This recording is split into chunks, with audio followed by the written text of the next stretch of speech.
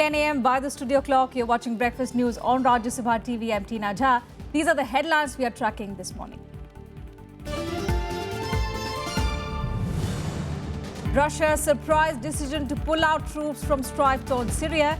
Vladimir Putin says his troops have fulfilled its objectives. UN Security Council welcomes more. JNU's high-level committee recommends rustication of 5 students, including Kanhaiya Kumar, Umar Khalid and Anirban Bhattacharya. Recommendation for having violated university rules. Rajya Sabha Ethics Committee takes cognizance of Vijay Mallya case after chairman refers notices by the opposition leaders to the panel. Beleaguered businessman refutes statement attributed to him in the foreign media. Enforcement Directorate arrests former Maharashtra Deputy Chief Minister and NCP leader Chhagan Bhujbal in a money laundering case. Bhujbal alleges political vendetta.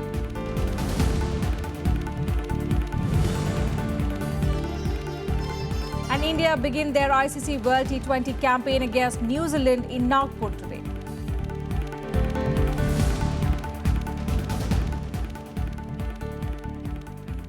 The Enforcement Directorate has arrested former Maharashtra Deputy Chief Minister and senior NCP leader Chhagan Bhujbal in a money laundering case.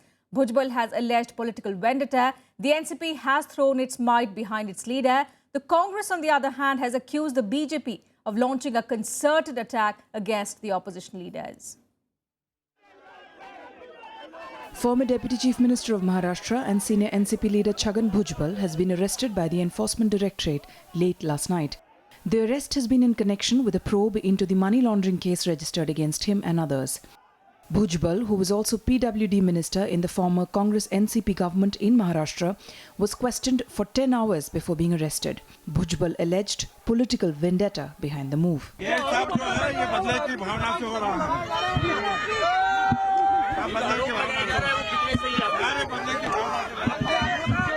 He will be produced in court today.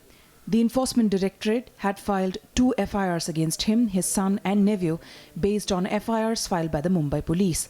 The FIRs have been filed in the cases related to the construction scam of the Delhi-based Maharashtra Sadan and the Kalina land grabbing case.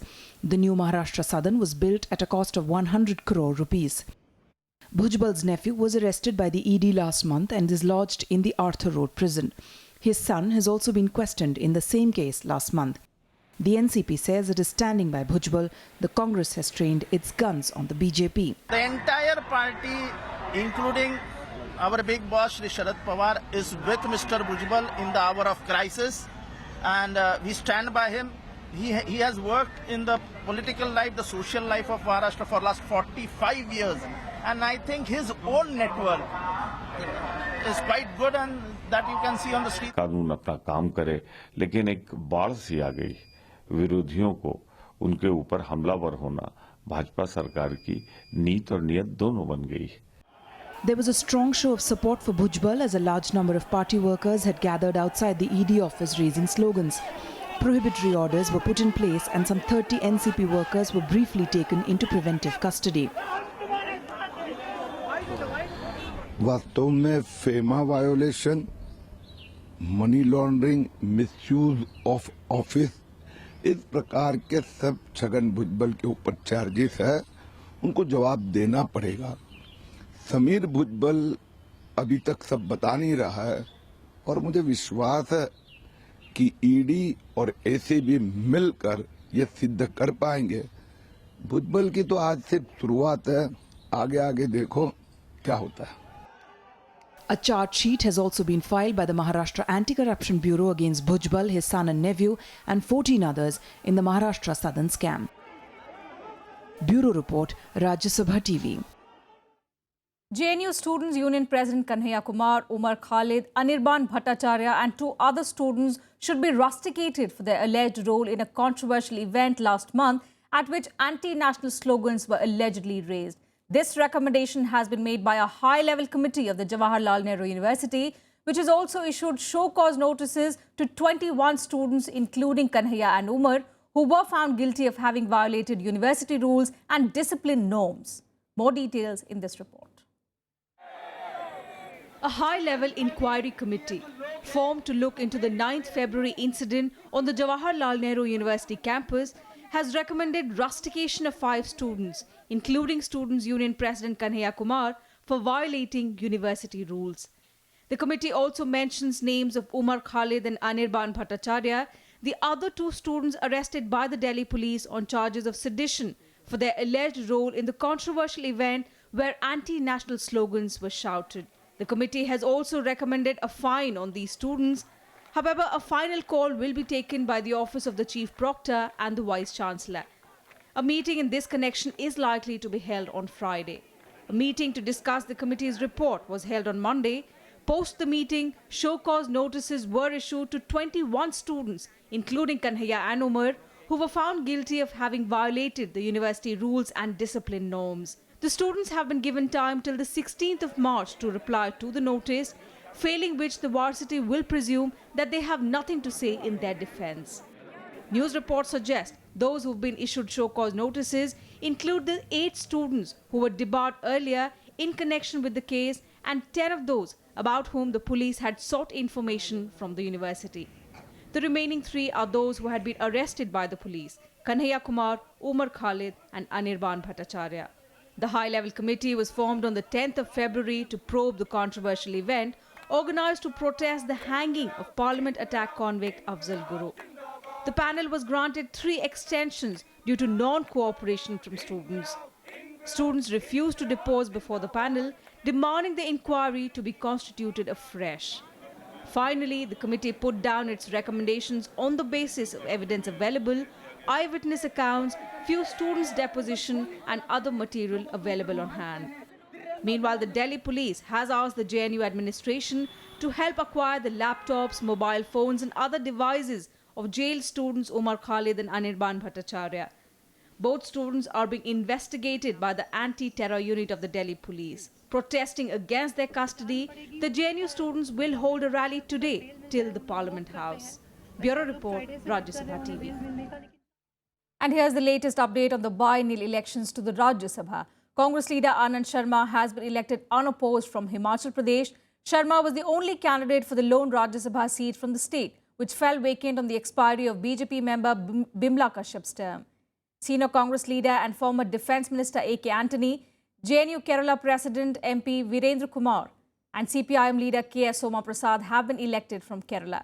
All 5 candidates, including sitting MPs Sukhdev Singh Dhindsa and Naresh Gujral of the Akali Dal and former state party chiefs Pratap Singh Bajwa and Shamsher Singh Dullo of the Congress and BJP candidate Shwet Malik were elected unopposed from Punjab.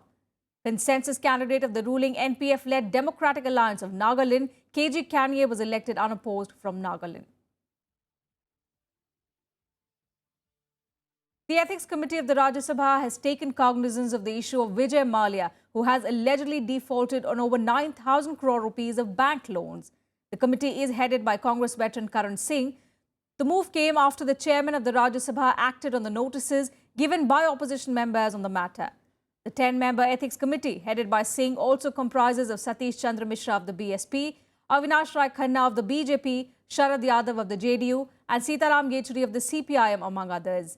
Leader of opposition Ghulam Nabi Azad, Congress MP Pramod Tiwari and JDU President Sharad Yadav were among the members who had given notice against Mallya to the Rajya Sabha chairman. Now, the next date of the meeting of the panel has not been fixed yet. The question regarding Vijay Mallya was referred to the Ethics Committee by the Honourable Chairman of the House. We had a meeting fixed for other matters a month or 2 ago. Because it came today, we took cognizance of the reference and we decided to proceed according to our rules. Time for a short break here on Breakfast News. More news and updates will continue on the other side. Don't go anywhere.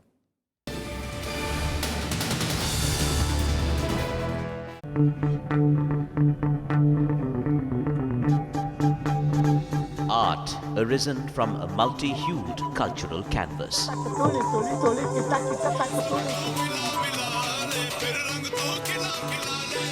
Tradition and cultural fervour dating back centuries.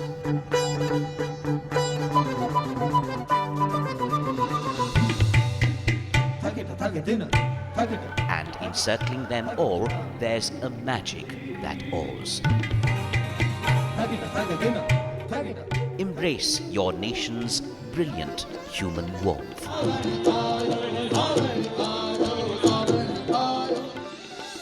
Watch Colours of India, Sundays at 9:30 p.m. on Rajya Sabha television.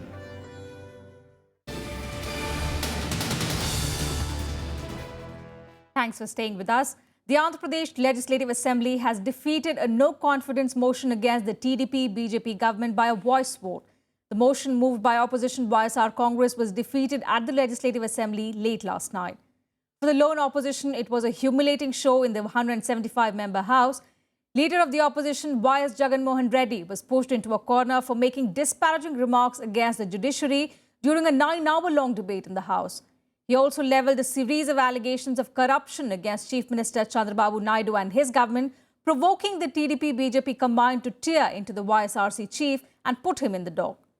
Now, despite having lost the motion of no confidence, the YSR Congress said that it would move a similar motion against Assembly Speaker Korala Shivaprasad Rao, accusing him of acting in a partisan manner during the no confidence motion. And the government has set up an inquiry committee to probe the issue of missing files related to the case of alleged fake encounter of Ishrat Jahan. B.K. Prasad, Additional Secretary in the Home Ministry, will head the one-man committee and inquire into the circumstances in which the files related to the Ishrat Jahan case went missing. The panel will also find out the person responsible for keeping the files and relevant issues. Few papers relating to the case went missing from the Home Ministry. These include the copy of an affidavit vetted by the Attorney General and submitted in the Gujarat High Court in 2009, and the draft of the second affidavit vetted by the Attorney General on which changes were made. 2 letters written by the then Home Secretary G.K. Pillai to the then Attorney General late G.E. Vahanvati, and the copy of the draft affidavit are also untraceable. Home Minister Rajnath Singh had disclosed about these missing files in Parliament on the 10th of March. Meanwhile, former Home Minister P. Chidambaram, who is himself in the dock for having changed the affidavit that mentioned Ishrat Jahan as a Lashkar-e-Taiba terrorist, has dismissed the missing files case as a bluff. We believe that Congress leaders at the very highest levels were involved in this conspiracy to use terrorists to commit unspeakable crimes against very, very important elected leaders. And we believe that this committee will begin to unravel a case that the Congress has been trying very hard to hide. गृह मंत्री जो हैं इन्होंने जो affidavit दी है जो CBI ने, वो एफिडेविट तो सरकार ने दी है ना, सीबीआई ने दी है। तो क्या सबसे पहले तो सीबीआई से बात करनी चाहिए, फाइल गुम है या फाइल हैं, या जो भी अधिकारी इसकी, जो भी एजेंसीज इसकी जांच कर रही थी, या जो भी एजेंसीज ने सुप्रीम कोर्ट जो एफिडेविट दिए थे, वो एफिडेविट जो है क्या उन्होंने बिल्कुल फर्जी तो नहीं दिए होंगे। तो मुझे लगता है कि बात को उलझा के इस केस को प्रोलॉन्ग करके और उसको ज़िंदा रखना चाहते हैं ताकि उनको एक और जो है सांप्रदायिक मुद्दा मिल सके। In some other news, the Supreme Court's decision to resume hearing on the contentious water issue involving Punjab and Haryana has whipped up a political storm in Punjab, where elections are due in less than a year. The row over sharing of the Ravi Bias waters escalated, with the Punjab Assembly passing a bill against the construction of the Satluj-Yamuna link canal. The Haryana government condemned the action, calling it unconstitutional. Now, with the 2 neighbouring states ruled by the NDA locked in a bitter confrontation, the centre told the Supreme Court it was not taking sides in this dispute of over 5 decades. The canal was to carry Haryana's share of Ravi Bias waters. However, along with disallowing the construction of the canal, the new bill also provides transfer of proprietary rights back to the landowners free of cost. The Supreme Court has slated the next date for hearing for the 17th of March. Punjab पूरे देश को खेती अन्न देता है और हमारे पास पानी ना होने कारण हमने एक फैसला किया कि हम जो पानी नहीं है तो हम कहाँ से दें। सो ये जो SYL का इशू था जो कैनार पकी थी, सो क्योंकि पास पानी जा नहीं सकता तो पानी है नहीं, इसलिए वो ज़मीन जो क्वायर की थी वो सब वापस फार्मर्स को जाएगी। कोई भी प्रदेश कल को कहेगा जिसके उससे पानी जाता है, किसी का पानी रोकेंगे, कोई सड़क पे रोकेगा, फिर क्या होगा देश का।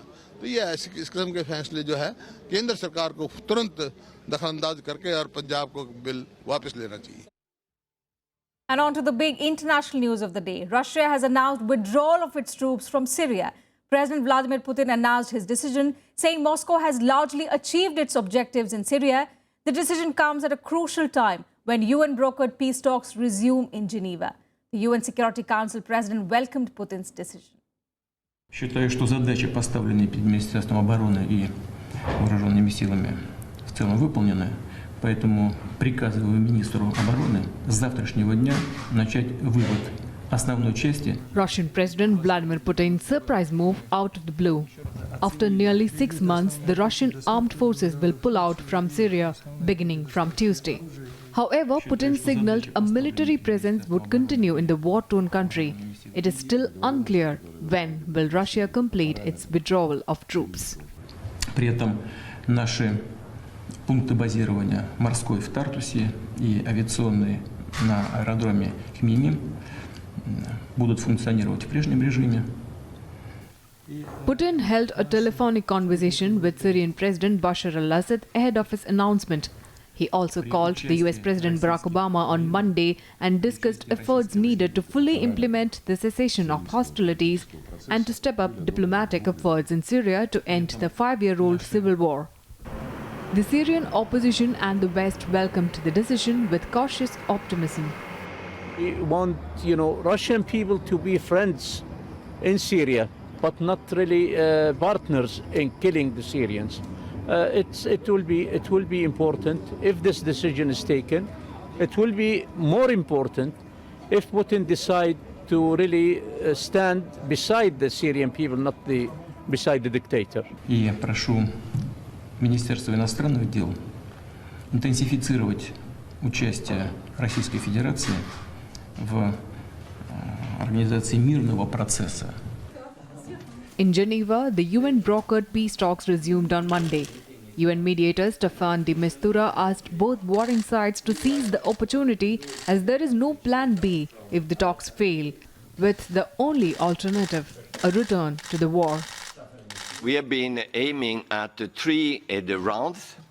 The first round is starting. The second one will be, I would say, a week, 10 days after the new recess, which is 24th.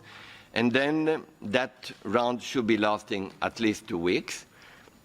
And then the third round would be after another recess. Now, by then, we believe that we should have at least a clear roadmap. I'm not saying an agreement, but a clear roadmap. Russia began airstrikes in Syria in September 2015, at a time when Assad was losing its ground against rebels. The intervention allowed Syrian government troops to retake 10,000 square kilometers of territory. By supporting its ally, Putin clearly asserted its interests in Syria, which would clearly ensure Moscow a bigger say in what happens at the peace talks in Geneva. Questions still remain on the practical implications of Putin's announcement, as troops will remain in Latakia province, from where Moscow had launched most of its airstrikes. Bureau Report, Rajya Sabha TV. And moving on to the United States now, where the presidential candidates are holding last-ditch campaign efforts across the country ahead of 5 crucial primaries today. 5 states, Florida, Illinois, Missouri, North Carolina and Ohio, are all set to hold primaries. In both Florida and Ohio, the Republican candidate who wins will take all the delegates for that state. Now, opinion polls suggest Trump could top the chart of Republicans with a sweep and possibly knock out 2 of his rivals, Ohio Governor John Kasich and U.S. Senator Marco Rubio of Florida.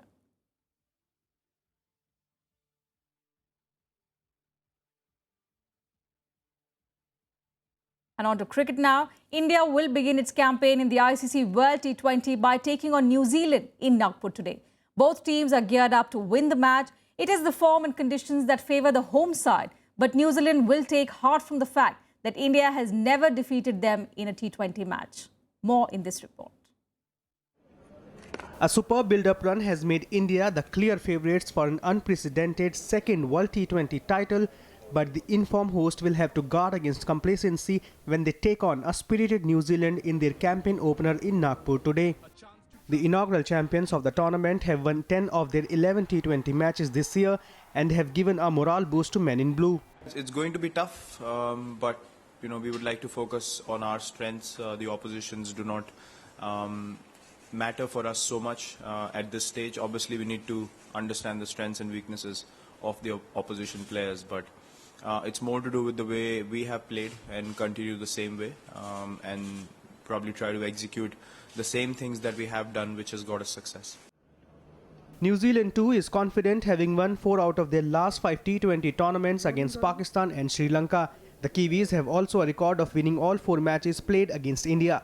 But the Kiwis this time would be missing the firepower and attacking captaincy of Brandon McCallum, who retired recently.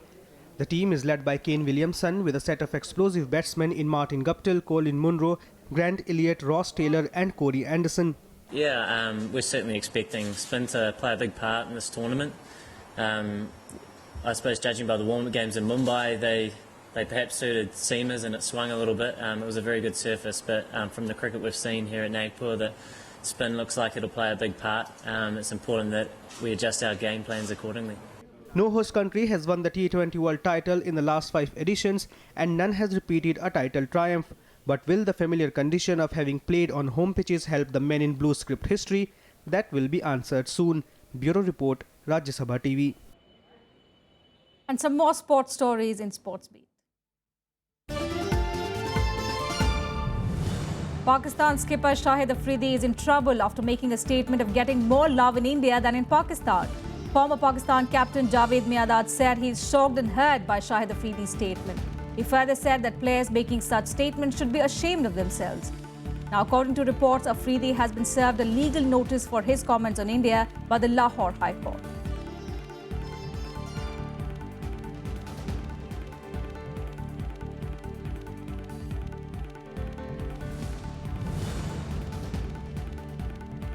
Tennis star Rafael Nadal threatens to sue the former French minister Rosalind Bachelot, who claims that Spanish tennis star failed a drug test. The 14-time Grand Slam champion told AFP that he was going to seek justice and use the courts to put a stop to speculation he ever used performance-enhancing drugs.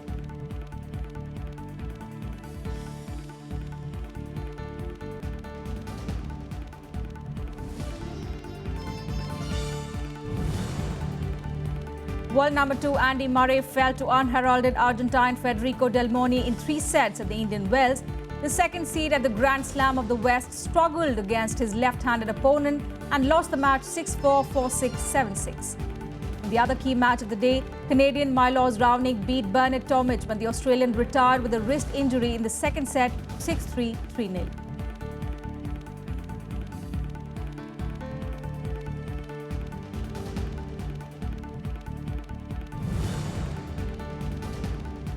The World Anti-Doping Agency has said that the list of banned substances has been published every 1st October since the body took control of the list in 2003. Now, WADA's Director General David Homan said it's up to the athletes to see the list of the banned drugs. WADA's statement comes a week after 5-time Grand Slam champion Maria Sharapova tested positive for using meldonium, a substance she admitted to taking since 2006.